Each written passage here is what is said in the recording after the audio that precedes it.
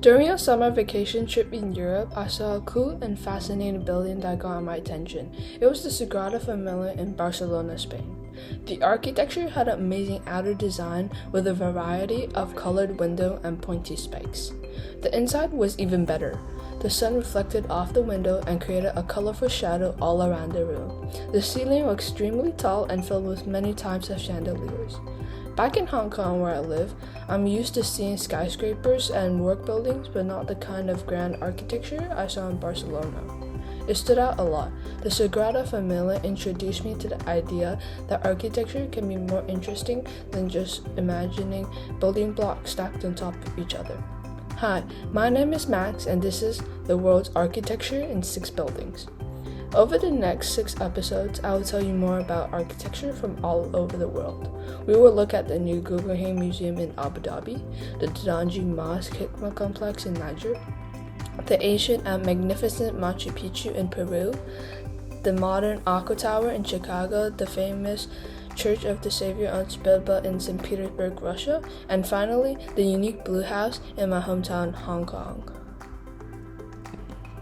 There are 3 main reasons for my podcast series. First, I want to explore different examples of amazing architecture from all around the world and from different periods of history. Each of these 6 buildings is unique in its own ways. Second, I hope to learn about key aspects of architectural design. We'll explore architectural styles, movements, as well as the choices, challenges, and achievements of individual architects. And we will examine the history and culture of the places where these architects have built, as well as the larger purpose behind their buildings. Third, my goal is to help teach my audience, especially kids in middle school and high school, some basic knowledge about architects and architecture. Kids are surrounded by amazing architecture all the time, but we never have a chance to really interact and get to know it. My series is a chance for them to acquire the knowledge that can help them appreciate what they are seeing every day. I hope to teach kids some of the basic ideas behind architecture. Several questions will guide the series. For example, creativity is a key part of architectural design. How do ideas for new buildings get formed, and where do architectural ideas come from? Similarly, how do these ideas get drawn and turned into actual blueprints? Architects plan out their initial design by drawing sketches that help them see if their ideas will be practical and attractive. What are the criteria for approval of a new building? Many people are involved in the process of approval, including the client, the architect, the city, and the community. A building can only be built once everybody has agreed. What is the relationship between the building and its nearby environment? A building must fit aesthetically into the surrounding area without causing environmental harm. What materials do the architect use to build a building? Architects and engineers must think about what specific materials are needed to achieve their specific vision, and they gather it and test it. How do styles relate to the purpose? Buildings can be used for many purposes, such as a church or a mosque for prayers, an art gallery for visitors to admire, or a residential living space for members of a community. Each of these purposes requires brainstorming and particular design choices. Finally, how do the interior and exterior design relate to each other?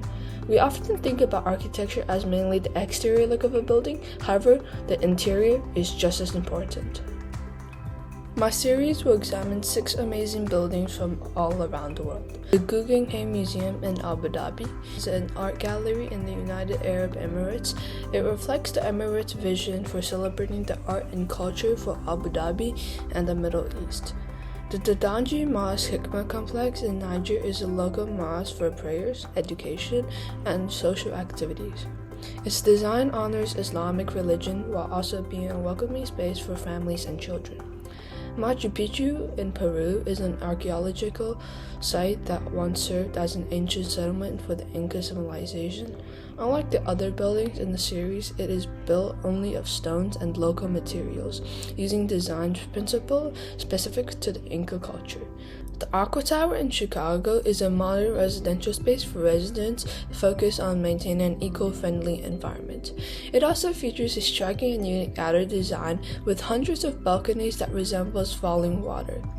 Church of the Savior Unspilled Blood is a church built by Alexander III in St. Petersburg, Russia. It was to commemorate the assassination of his father, Alexander II. Like the Dadaji Mosque, it is a religious site providing a welcoming space for families and worshippers. Finally, the Blue House in Hong Kong is a historically important tenement for local residents. It was recently renovated, preserving the unique blue facade. I hope you enjoyed this episode as much as I enjoy making them.